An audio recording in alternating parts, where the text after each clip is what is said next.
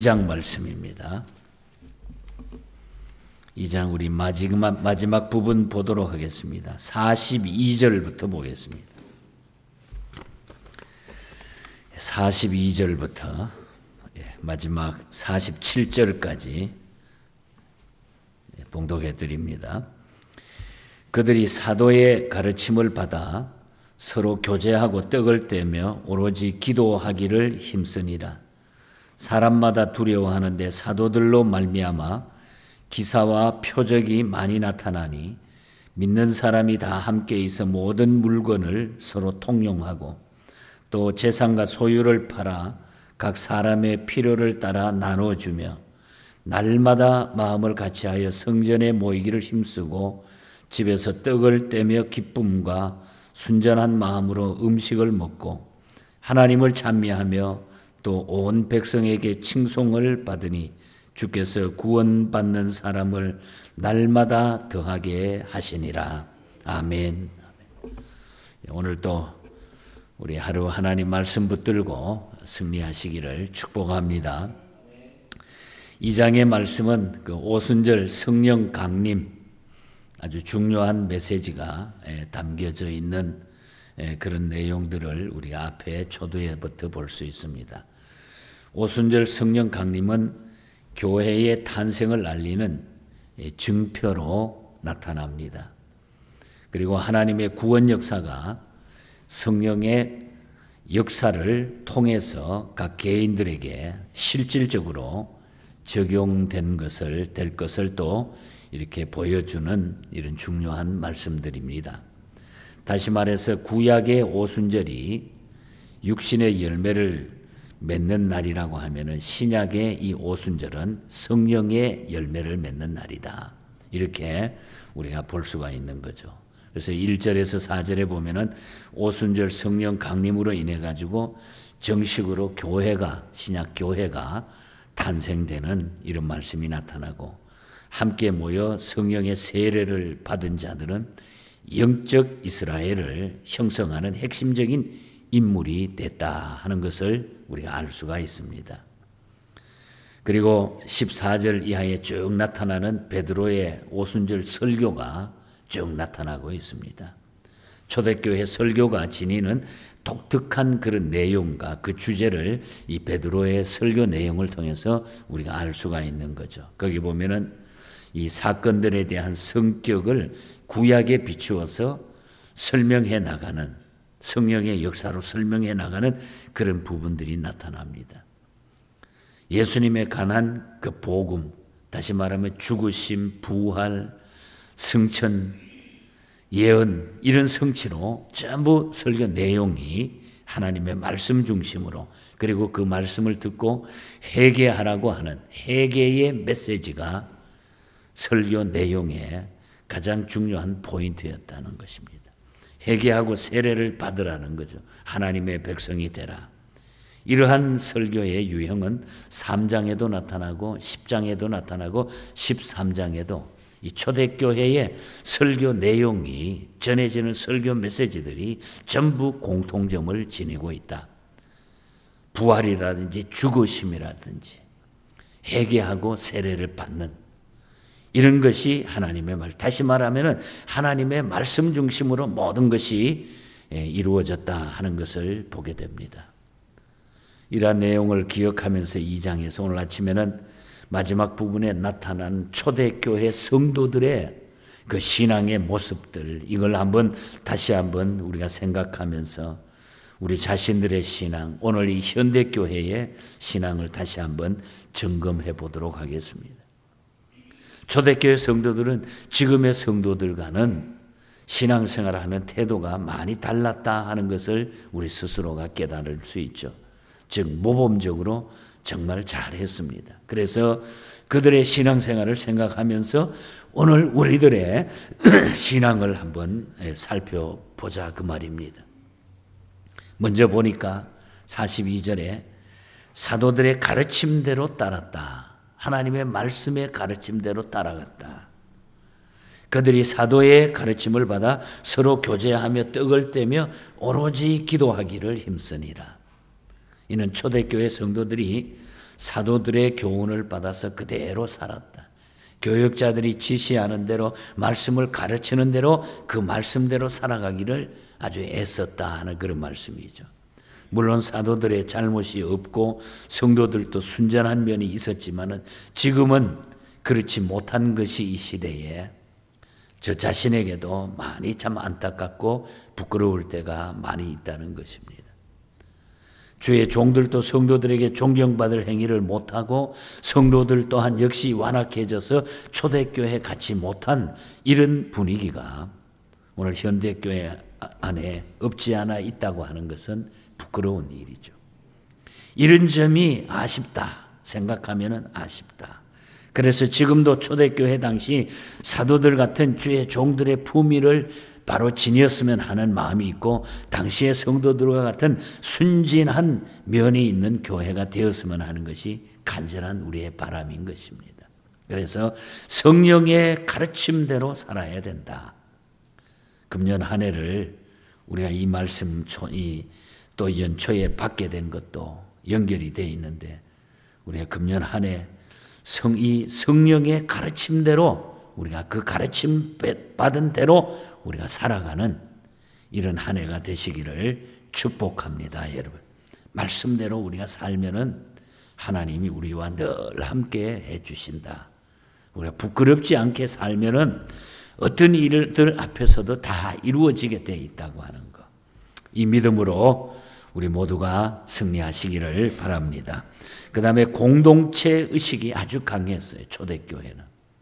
44절과 45절을 보면은 믿는 사람이 다 함께 있어 모든 물건 서로 통용하고 또 재산 소유를 팔아가지고 각 사람 따라서 나눠주고 날마다 마음을 같이 해서 성전에 모이를 힘쓰고 집에서 떡을 떼고 기쁨과 순전한 마음으로 음식을 먹고 이 공동체 의식을 아주 뜨겁게 가지고 있었다.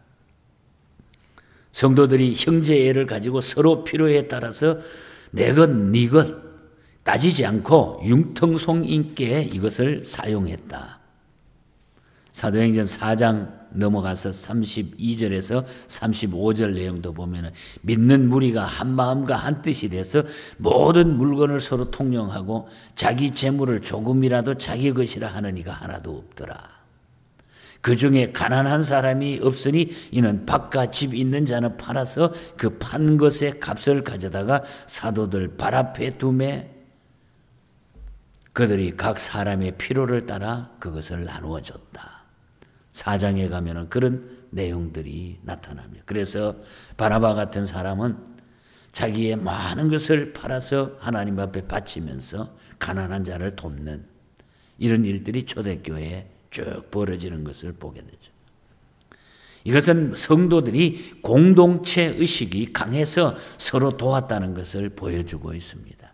우리 하나님의 백성들은 공동체 의식을 가지고 살아야 돼. 내 옆에 사람을 생각하고 어려운 이웃을 생각하고 같이 나누는 이 공동체 의식. 왜? 천국 가면 우리가 그 삶이 우리의 삶이기 때문에 이 땅에서 천국의 모습으로 살아가는 모습이 바로 이 공동체의 삶입니다. 그래도 우리 교회를 바라볼 때 참 흐뭇했습니다. 금년에도. 성탄절 때 서로를 격려하고 존중하고 서로 주고받으면서 사랑의 증표를 나누는 이 모습들은 바로 초대교회의 이 공동체에서 나타나는 그런 아름다운 모습들입니다.